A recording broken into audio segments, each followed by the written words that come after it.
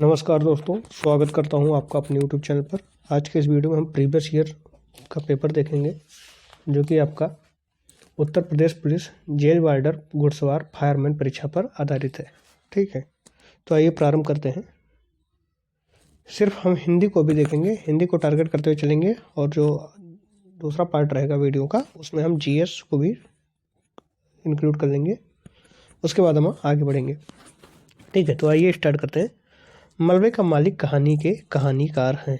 Option आपको दिया गया है, राजेंद्र यादव हैं, मोहन राकेश हैं, कमलेश्वर हैं या फिर निर्मल वर्मा हैं। ठीक है, आपको बताना है कि मलबे का मालिक जो है उस कहानी के कहानीकार कौन है। तो इस कहानी के कहानीकार हैं आपके मोहन राकेश जी। कौन है? मोहन राकेश जी जो है वो इस कहानी के कहानीकार हैं। इसमें क्या है, मलबा जो है देश विभाजन के परिणाम उजड़े हुए जीवन और टूटते हुए मूल्यों का प्रतीक है। जो मलबा है क्या है? उजड़े हुए जीवन और टूटते हुए मूल्यों का प्रतीक है। ठीक है, नेक्स्ट है आपका, निम्न में से कौन सा कवि भारतेंदु युगी नहीं है। इसमें बताना है आपको कि भारतेंदु युग के कौन से कवि हैं जो इनमें से नहीं है। ठीक है, ऑप्शन आपको दिया गया है, बद्री नारायण चौधरी प्रेमघन, ठाकुर जगमोहन सिंह, पंडित अंबिका दत्त व्यास या फिर श्रीधर पाठक। तो इनमें से कौन से ऐसे कवि हैं जो द्विवेदी युग भारतीय युग के नहीं हैं? तो आपके श्रीधर पाठक जी जो हैं वो भारतीय युग के कवि नहीं है। बाकी जो बद्रीनाथ नारायण चौधरी जी हैं, पंडित अंबिका दत्त व्यास जी हैं और ठाकुर जगमोहन जी हैं, ये तीनों क्या हैं? भारतीय युग के कवि हैं। श्रीधर पाठक जो हैं वो द्विवेदी युग के कवि हैं। तो ऑप्शन डी इसका राइट आंसर हो जाएगा। नेक्स्ट है, पयोध, सिंधु, वारिस किसके पर्यायवाची शब्द हैं? ठीक है, आपको बताना है कि पयोध, सिंधु, वारिस किसके पर्यायवाची शब्द हैं। ऑप्शन आपको दिया गया है, मेघ के हैं, समुद्र के हैं, नदी के हैं या फिर गंगा के हैं। तो ये जो हैं ये सारे समुद्र के पर्यायवाची हैं। किसके हैं? समुद्र के पर्यायवाची हैं। ऑप्शन बी इसका राइट आंसर हो जाएगा। वाक्य में काम करने वाले को क्या कहते हैं? कर्ता, करण, कर्म या क्रिया। जो काम करता है तो उसे क्या कहते हैं? कर्ता कहते हैं। ऑप्शन है इसका क्या हो जाएगा? राइट आंसर हो जाएगा। प्रश्न 5 से 9 जो है निर्देश दिया गया 5 से 9 प्रश्नों के लिए है। निम्नलिखित अनुच्छेद को पढ़कर उसके नीचे दिए गए प्रश्नों के उत्तर दीजिए। आपको ये पूरा अनुच्छेद पढ़ना है, या जो आपको ये गद्यांश दिया है इसे आपको पढ़ना है और उसके बाद इस पर आधारित प्रश्नों के उत्तर करने हैं। यहाँ से आप बहुत आसानी से क्वेश्चन के आंसर कर सकते हैं, क्योंकि आपको कहीं अलग नहीं सोचना है, बल्कि जो दिया गया है गद्यांश उसी में से उत्तर को निकालना है। ठीक है, तो आइए देखते हैं। हमारे यहाँ के विद्वान पुनर्जागरण पर ही इतना अधिक ध्यान देते हैं कि यदि हम उसे पढ़ें तो अतीत के विषय में जानने की हमारी लालसा और बढ़ जाती है। हमें यह अनुभव कराया गया कि संपूर्ण भारत रामकृष्ण, विवेकानंद और दयानंद जैसे महापुरुषों की मंडली है। हमें यह भी अनुभव कराया गया कि औरतों की दशा बहुत अच्छी थी और जातीयता को प्राण घातक मान लिया गया था।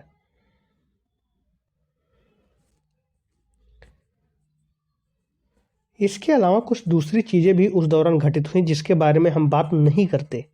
एक हिंदी भाषी प्रांत में दयानंद का जूतों की माला से स्वागत किया गया था।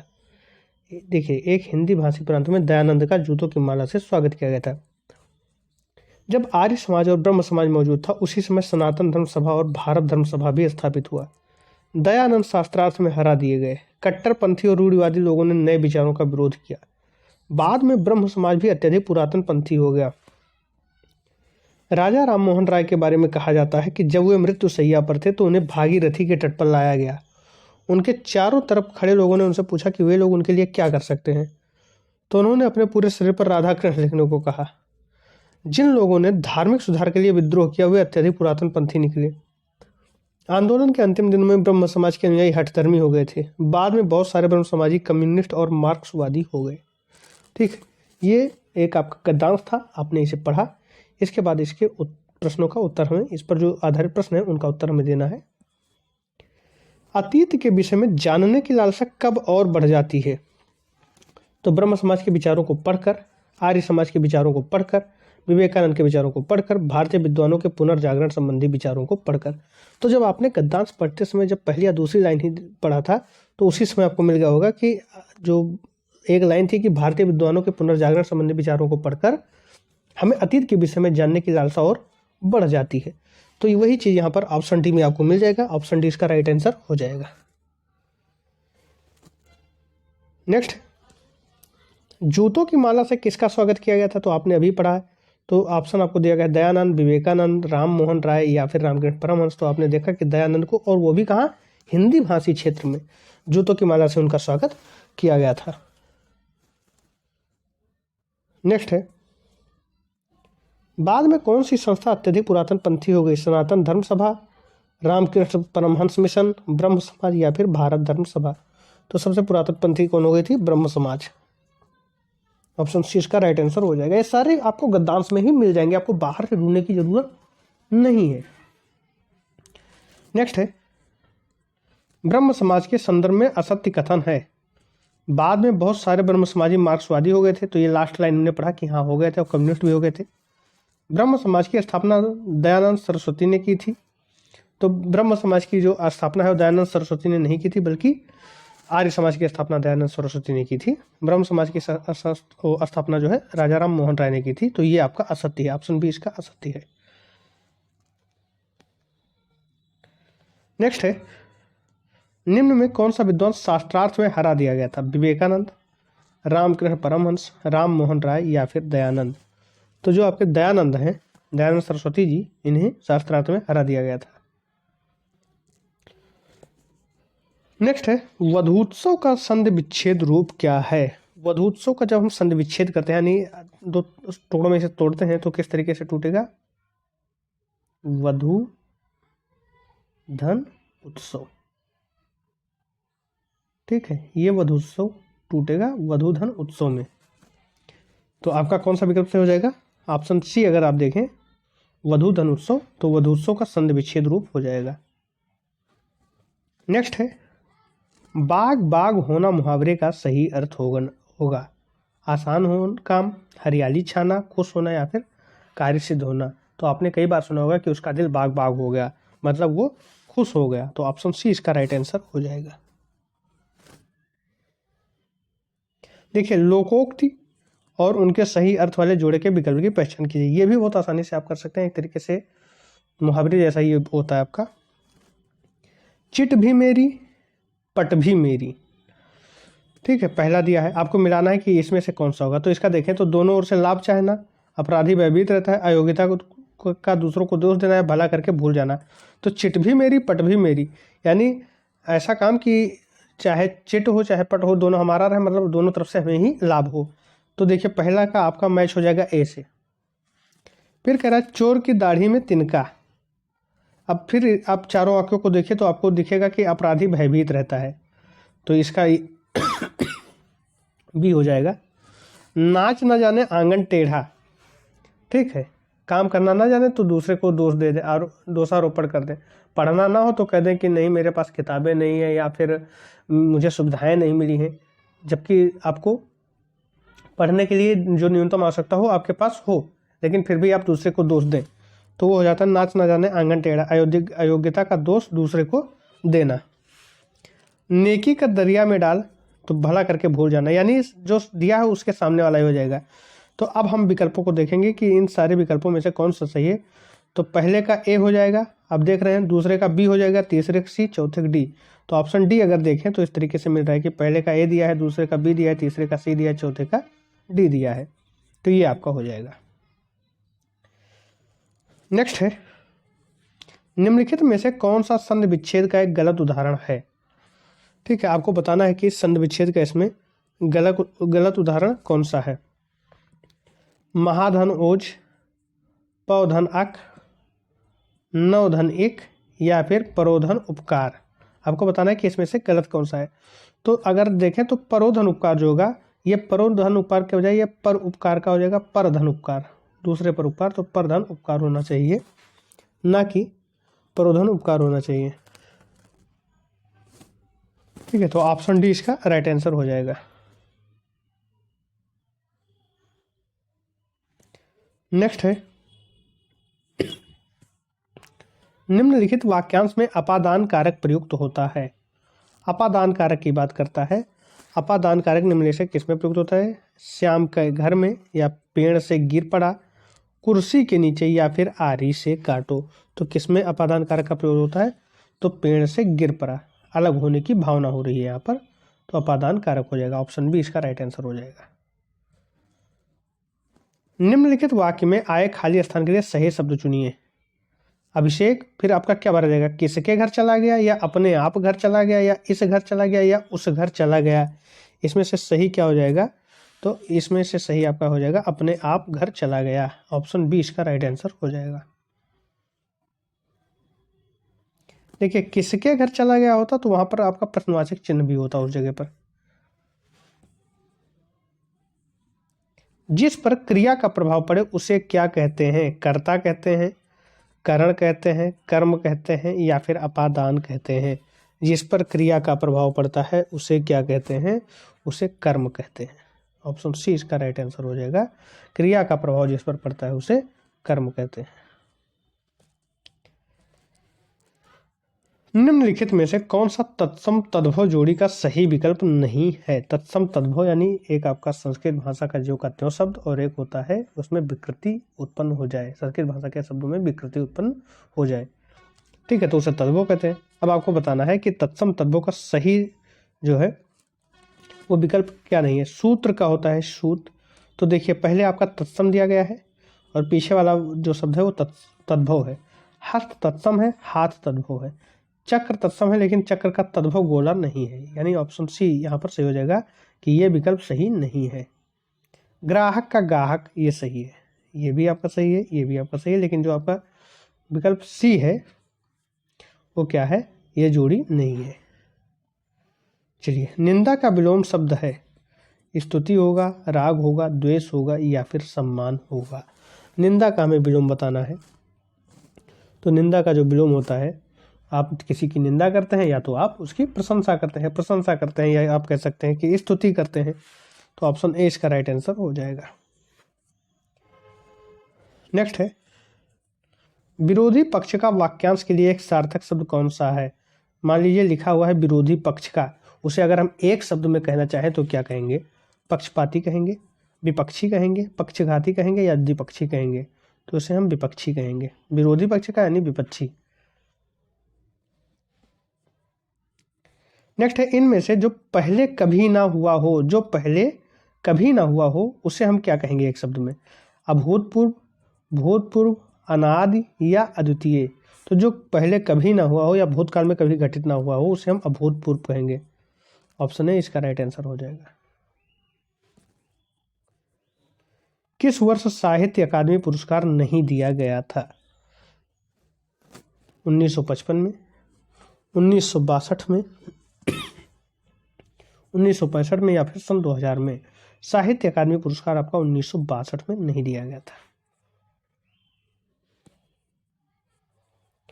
निम्न उपन्यासों में कौन सा मृदुला गर्ग द्वारा रचित नहीं है? उसके हिस्से की धूप, रुकोगी नहीं राधिका, चित कोबरा, को मैं और मैं। कौन सा मृदुला गर्ग द्वारा रचित नहीं है? तो रुकोगी नहीं राधिका ये उषा प्रियंवदा की रचना है। किसकी है? उषा प्रियंवदा की। बाकी आपके उसके हिस्से की धूप, चित कोबरा और मैं ये तीनों किसके हैं? मृदुला गर्ग द्वारा रचित रचना है। तो यहाँ पर क्या हो जाएगा? रुकोगी नहीं राधिका आपका राइट आंसर हो जाएगा। नेक्स्ट है, निम्नलिखित में से सही वाक्य की पहचान कीजिए। वह क्या जाने कि मैं कैसे जी रहा हूं। सही वाक्य आपको यहां पर बताना है। वह कैसे जाने कि क्या मैं जी रहा हूं, तो ये गलत है आपका। वह क्या जाने कि मैं कैसे जी रहा हूं।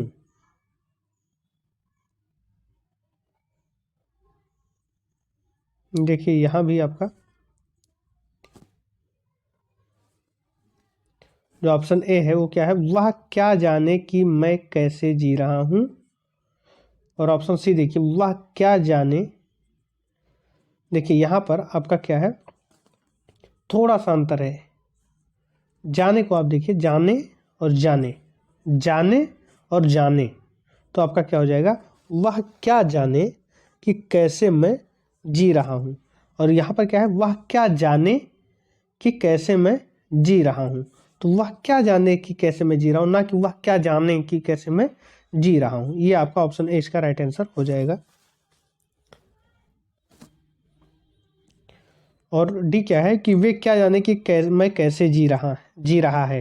ठीक है, तो ये गलत, ये गलत, ये गलत। सी और ए में बहुत छोटा सा फर्क है। ठीक है, यहाँ पर जाने हैं और यहाँ पर जाने हैं। चलिए नेक्स्ट है, अवधी बोली का अन्य नाम है। ऑप्शन तो आपको दिया गया है कोसली, वनाफरी, बैगानी या फिर मधेसी। अवधी बोली का जो है एक अन्य नाम कौन सा है, तो कोसली है।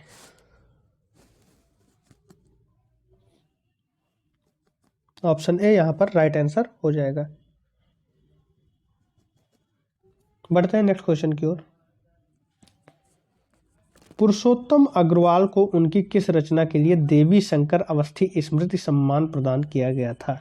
पुरुषोत्तम अग्रवाल जी को उनकी किस रचना के लिए देवी शंकर अवस्थी स्मृति सम्मान प्रदान किया गया था।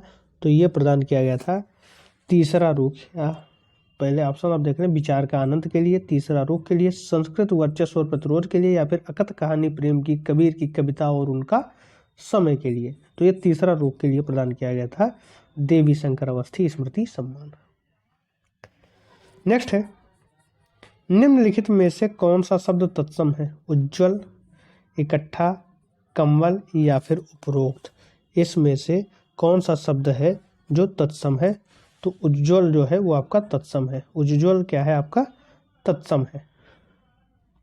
इकट्ठा का एकत्र हो जाएगा आपका। नेक्स्ट है, निम्नलिखित में से सही वाक्य की पहचान कीजिए। मैं रविवार के दिन तुम्हारे घर आऊँगा। मैं रविवार को तुम्हारे घर आऊँगा। मैं रविवार को तुम्हारे घर को आऊँगा। मैं रविवार दिन को तुम्हारे घर आऊँगा। देखिए रविवार में वार जुड़ा है तो इसका मतलब दिन वैसे ही है।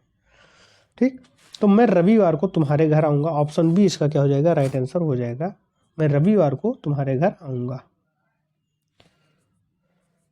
नेक्स्ट, भारतीय संविधान में 22 भाषाओं को आधिकारिक भाषा का दर्जा दिया गया है जिनमें यह भाषा शामिल नहीं है।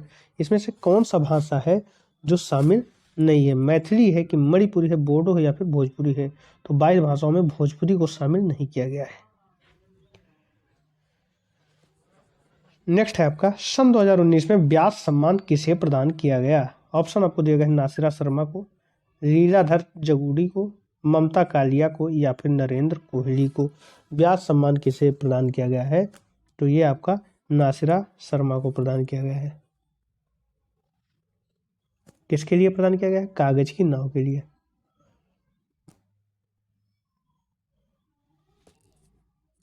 निम्नलिखित में तद्भव शब्द कौन सा है। विकार है, दंड है, कोकिला है या फिर नींद है। कौन सा शब्द है जो आपका क्या है, तद्भव। तो नींद है, निद्रा होना चाहिए। नेक्स्ट है, निम्नलिखित में कौन सा असुर का पर्यायवाची शब्द नहीं है। ऑप्शन आपका है निश्चर, दनुज, राक्षस या फिर महाकाय। तो कौन सा है जो असुर का पर्यायवाची नहीं है, तो महाकाय है। महाकाय किसका है, विशाल का पर्यायवाची है। नेक्स्ट है, निम्नलिखित में से कौन सा विकल्प शब्द और उनके विलोम शब्द की सही जोड़ी नहीं है। राग विराग, व्यष्ट समष्ट, बच्चा जवान, उत्तम और अधम। आपको बताना है कि सही जोड़ी नहीं है, तो है बच्चा और जवान का। ठीक है, जवान मध्य में आ जाता है, बच्चा का बूढ़ा हो जाएगा। सुधी, मनीषी, बुध निम्नलिखित में से किसके पर्यायवाची शब्द हैं। पंडित के हैं, धनी के हैं, पति के हैं या फिर गुरु के हैं। तो ये सब किसके हैं, पंडित के। ऑप्शन ए इसका राइट आंसर हो जाएगा। नेक्स्ट है, निम्न में से किस साहित्यकार को प्रेमचंद्र की कहानियों का काल क्रमानुसार अध्ययन के लिए व्यास सम्मान प्रदान किया गया है। गोपेश्वर सिंह को, वीर भारत तलवार को, कमल किशोर गोयनका को या फिर वीरेंद्र यादव को। किसे प्रदान किया गया है ये, तो ये डॉक्टर कमल किशोर गोयनका को व्यास सम्मान दिया गया है। ऑप्शन सी इसका राइट आंसर हो जाएगा। मार्तंड, अर्क, अंशुमाली निम्नलिखित में से किसके पर्यायवाची शब्द हैं? रोशनी के हैं, चंद्र के हैं, सूर्य के हैं या फिर रेखा के हैं? तो ये सब सूर्य के पर्यायवाची हैं।